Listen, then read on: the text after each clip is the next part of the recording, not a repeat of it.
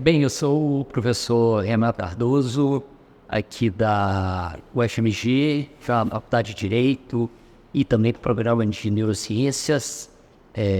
Eu trabalho com neuroética e neurodireito já há bastante tempo, que são campos que têm ganhado muita relevância nas últimas décadas, principalmente na última década, tem crescido muito e ganhado um enorme número de publicações, de pesquisas e cada vez mais coisas interessantes vêm surgindo nessas áreas. No neurodireito, a gente estuda essa inter-relação, né, essa interseção entre a neurociência e o direito. Eu costumo dizer para os meus alunos que, ao fim e ao cabo, é muito importante que a gente conheça a neurociência dos meus alunos de direito, porque no final das contas a gente estuda a mesma coisa. E as pessoas sempre acham muito estranho. Como assim, professor? Você estuda a mesma coisa, né? Direito a gente estuda leis, e na neurociência o pessoal estuda neurônios, glias, neurotransmissores, e são objetos muito diferentes. Mas parece que uma coisa escapa a essas pessoas. No final das contas, quando a gente estuda aqueles que se debruçam sobre o direito, que pesquisam o direito, em última instância eles estão pesquisando o comportamento humano, né? Não a lei pura e simples. A lei, nós precisamos lembrar sempre, eu repito isso sempre, ela é fruto de um comportamento humano, comportamento legislativo. Ela existe em função do comportamento humano, que ela visa incentivar ou desincentivar, e só se concretiza através de comportamento humano, seja o comportamento espontâneo de um cidadão que segue a lei, ou seja o comportamento de alguém que manda a lei ser aplicada coercitivamente, uma decisão de um juiz ou de um oficial das forças policiais ou qualquer coisa assim. Então, no final das contas, o direito tem por objeto o comportamento humano. E é aqui que nós temos uma ponte muito clara com as neurociências, porque as neurociências também estudam o comportamento humano. Uma das áreas mais interessantes da neurociência, é claro que nem toda neurociência é só sobre o comportamento humano, mas uma das partes mais interessantes da neurociência é o estudo desses substratos neurais, enfim, a neurociência do comportamento humano como um todo. E há um grande número de interseções possíveis. Na verdade, essa evolução das neurociências que a gente viu, principalmente aí nas últimas 3 décadas, com o aperfeiçoamento da neurociência, da neuroimagem funcional e outras tecnologias, nos possibilitaram abrir uma janela enorme de novos conhecimentos que várias áreas que estudam o comportamento humano puderam se aproveitar. Entre elas, por exemplo, o marketing, a economia, a psicologia e também o direito. Então é um campo enorme de novos conhecimentos, de novas descobertas científicas sobre como os seres humanos agem e por que agem, quais são as influências, o que influencia o comportamento humano, que me parece importantíssimo também para o conhecimento do direito. Então, esse é um dos campos mais importantes do neurodireito. Mas o neurodireito não é só isso. Então, existe uma parte do neurodireito que é a neurociência da tomada de decisão jurídica. Então, quando nós estudamos por meio dos instrumentos e dos métodos das neurociências, como as pessoas tomam decisões juridicamente relevantes, nós estamos fazendo neurociência do direito. Então, existem vários estudos, por exemplo, que estudaram, por exemplo, numa ressonância magnética funcional, quais são os mecanismos envolvidos na tomada de decisão de um juiz que condena alguém e que depois decide qual será a pena aplicada. E nós sabemos quais são grande parte dos substratos neuronais envolvidos. Então, isso é o que eu chamo de neurociência do direito, a neurociência da tomada de decisão jurídica. Mas existem também dois outros campos no neurodireito, que são a neurociência no direito, algo como a neurociência forense, que é como a neurociência aparece nos tribunais, como a neurociência aparece como meio de prova, talvez para provar a capacidade de alguém, a capacidade cognitiva de alguém, a responsabilidade jurídica de alguém, ou a culpabilidade no direito penal, se alguém era responsável pelos atos criminosos que cometeu, por exemplo. Então, há toda uma série de conhecimentos neurocientíficos que podem servir para auxiliar em um processo judicial. E existem vários casos famosos, principalmente nos Estados Unidos, onde esses conhecimentos chegaram aos tribunais, e esse é uma área que a gente costuma chamar de neurociência no direito. Existe uma terceira área, além da neurociência do direito, a neurociência no direito, que é o direito da neurociência, que é essa tripartição, é uma tripartição que eu defendo. Grande parte dos autores de neurodireito separam o neurodireito em neurociência do direito e direito da neurociência. Para mim, essa tripartição em neurociência do direito, direito da neurociência e neurociência no direito é mais adequada, mas grande parte dos autores divide ela em dois, para espelhar como normalmente se divide a neuroética, que tradicionalmente, pela definição da professora Adina Hoskins, que é a mais famosa, mais aceita, se divide em neurociência da ética e ética da neurociência. Mas então no neurodireito também nós teríamos uma terceira área, que é o direito da neurociência. E aqui nós estamos falando da regulamentação jurídica, tanto do fazer neurocientífico, tanto da experimentação. Então existem uma série de regras jurídicas que devem ser seguidas quando a gente faz uma pesquisa. Existem comitês de ética, por exemplo, aos quais nós devemos submeter toda pesquisa que envolve seres humanos. Existem uma série de direitos humanos dos sujeitos das pesquisas que obviamente não podem ser violados, então eles têm direito à informação, à autodeterminação, a um consentimento, a dar o seu consentimento livre, esclarecido, a poder parar a qualquer hora a sua participação. Então, toda uma série de regulamentações jurídicas que visam garantir os direitos e garantir a condução juridicamente informada das pesquisas. Mas para além do direito que regula fazer a experimentação neurocientífica, também existe uma outra área do direito da neurociência que diz respeito às neurotecnologias e à aplicação dos conhecimentos da neurociência na sociedade. Então existem uma série de problemas que surgem à medida que as neurotecnologias avançam, que acabam necessitando de uma regulação jurídica. Por exemplo, hoje em dia nós temos visto muitas preocupações com a privacidade mental. Então tivemos regulações como o LGPD, que tratava da segurança dos dados pessoais, mas existe uma preocupação cada vez maior sobre os nossos neurodados. E várias sociedades já têm discutido, não só sociedades acadêmicas, mas mesmo países, têm discutido a proteção e o tratamento desses neurodados. Por exemplo, no Chile, nós tivemos uma reforma constitucional que incluiu na Constituição chilena a proteção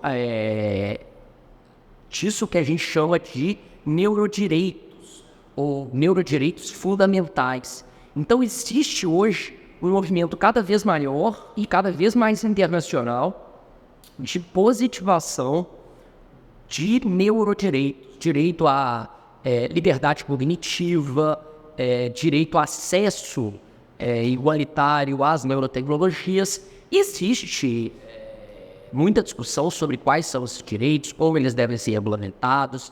Vários países diferentes têm tido discussões e propostas diferentes, e é algo que cada vez mais vai ser importante que regulemos, que pensemos e que estabeleçamos socialmente quais os limites que nós julgamos aceitáveis para a aplicação das novas neurotecnologias. Existem muitos temas, nós temos debatido vários deles aqui no programa de neurociências, em várias disciplinas de aspectos éticos das neurociências, ou disciplina de neuroética, de neurodireito, e é um campo enorme que tem muitas e muitas repercussões, não só acadêmicas, mas não só científicas, mas também sociais, né? Muitas repercussões para as nossas políticas públicas, para a nossa sociedade como um todo. É importante entender o que tem sido feito na neurociência, é importante que a sociedade compreenda quais são as potencialidades da neurociência, para que ela se manifeste sobre até onde ela deve ir, até onde as neurociências devem ir. A neurociência e os cientistas podem nos dizer o que é possível fazer, mas o que nós devemos fazer e como nós devemos utilizar as neurociências e tudo que delas resulta, as neurotecnologias, isso é uma questão que deve ser debatida democraticamente, que deve ser debatida socialmente, e é muito importante o trabalho de divulgação científica. Esse trabalho de divulgação científica, de mostrar e de instruir a população sobre o que é a neurociência, ele é de uma relevância enorme. E quero, inclusive, parabenizar os autores desse projeto pelo trabalho que tem feito nesse caminho da divulgação científica.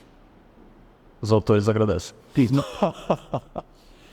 E Renato, você podia explicar pra gente, num jeito meio simples assim, que dê pra entender, o que é a neurociência da tomada de decisões e por que é tão importante a gente estar estudando esse assunto?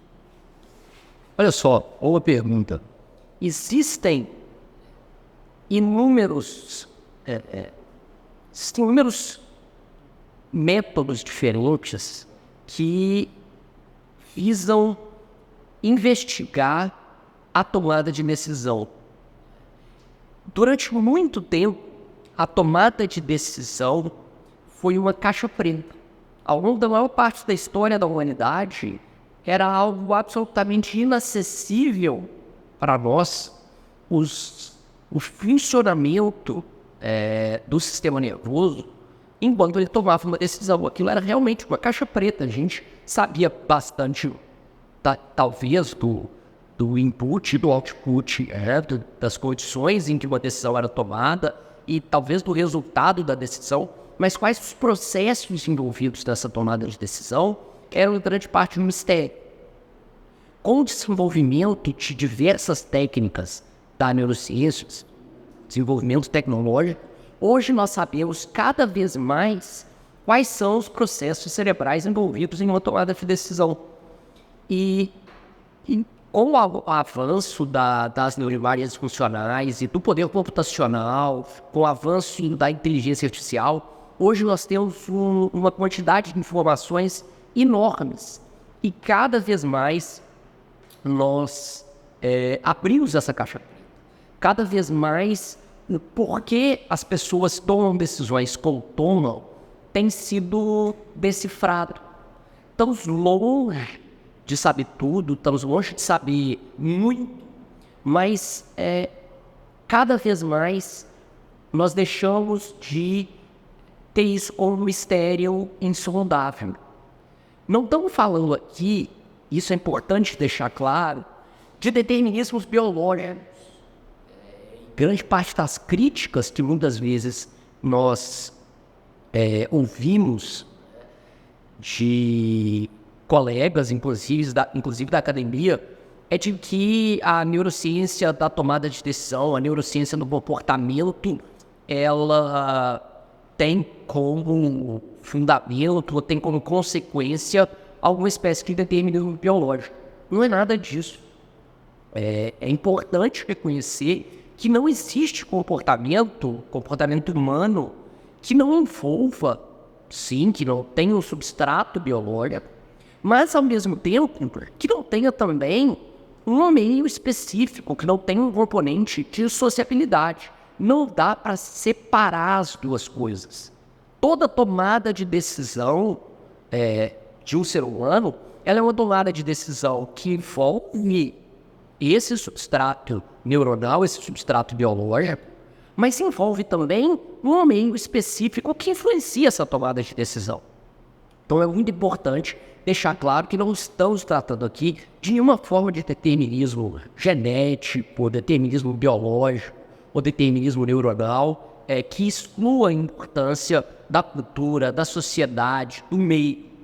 Mas, ao mesmo tempo, é importante também deixar claro que é possível compreender vários aspectos das tomadas de decisão e vários marcadores biológicos que influenciam essa tomada de decisão.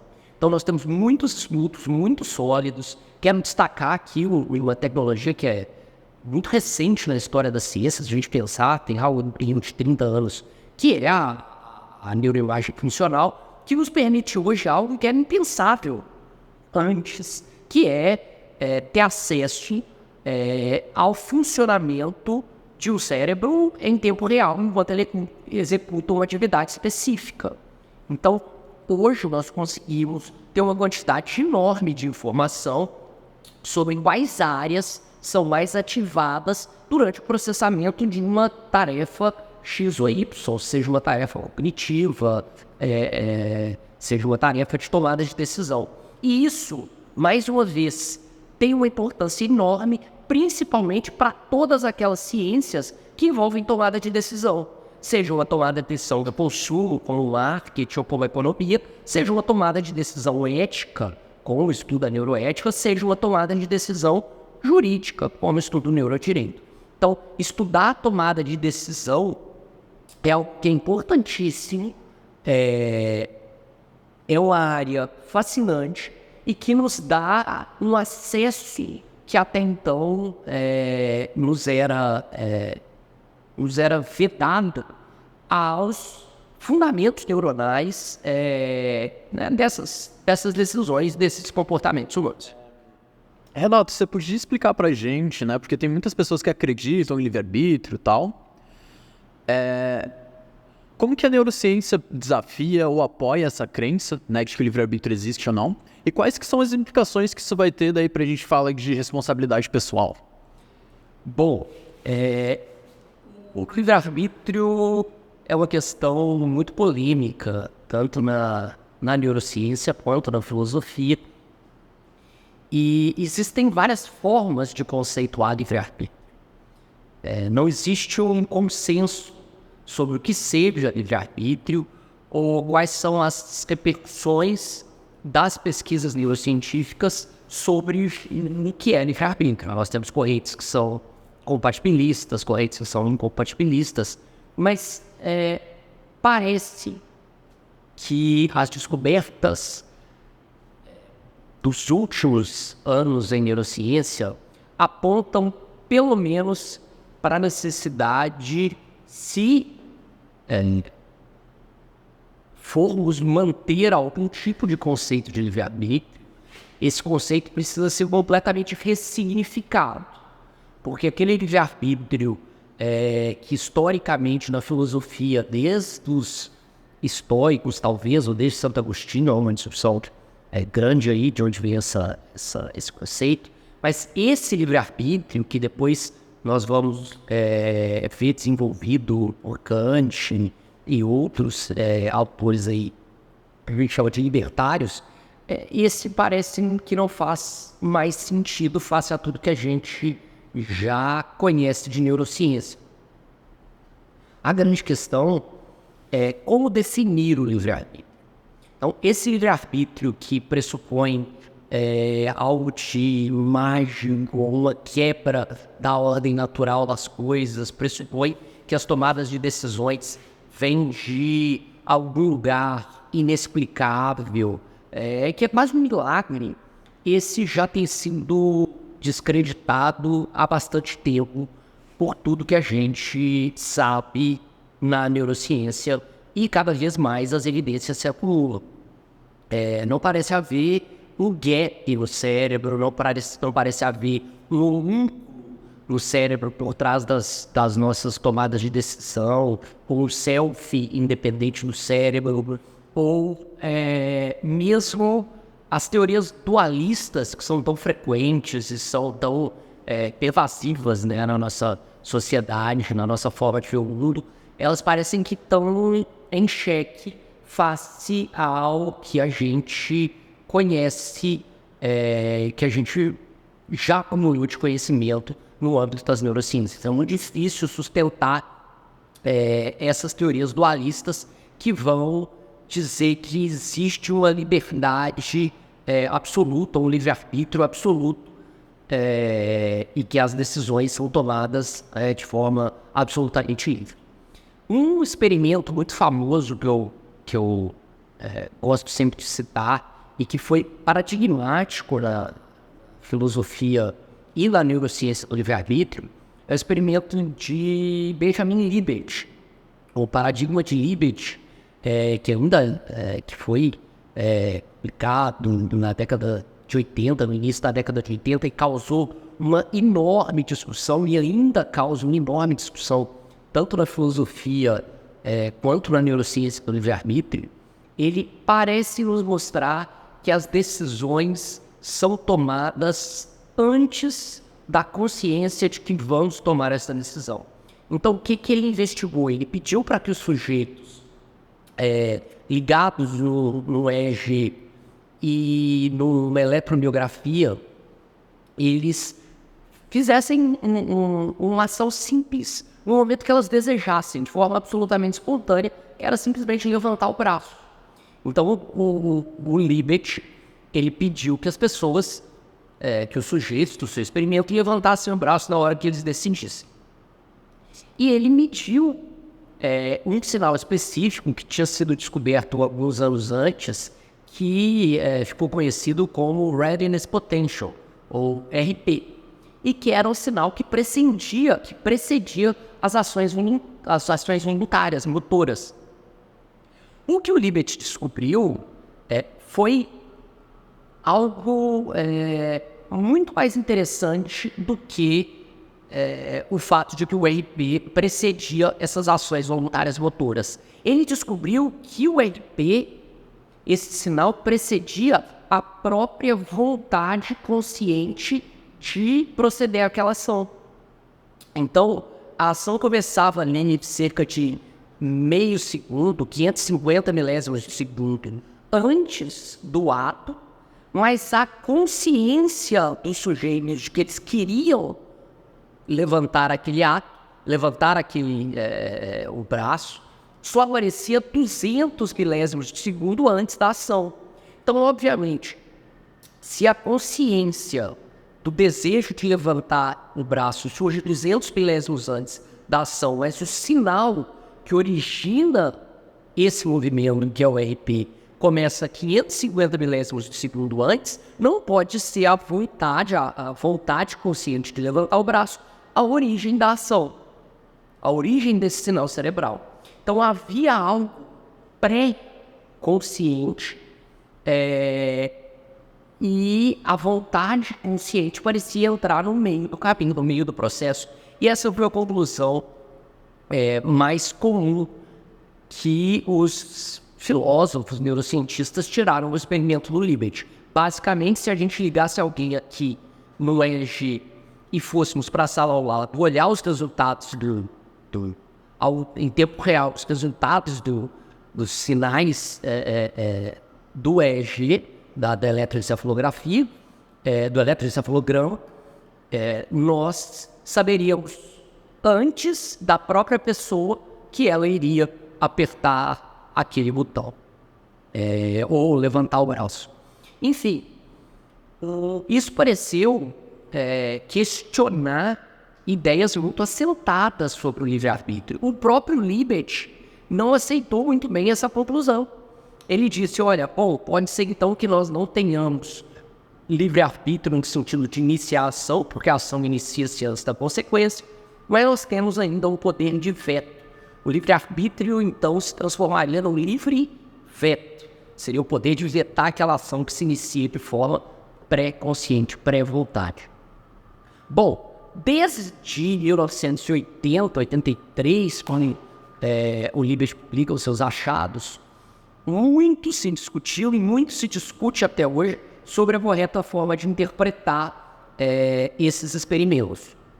Então, existe uma sociedade internacional de neurofilosofia do livre-arbítrio que, em grande parte, se dedica só a discutir qual é a correta interpretação desses experimentos do Libet. Obviamente, porque inverteu a nossa visão tradicional de que, quando nós cometemos uma ação, quando nós tomamos uma decisão, por exemplo, de levantar o braço, primeiro a gente toma a decisão e depois isso se torna um sinal.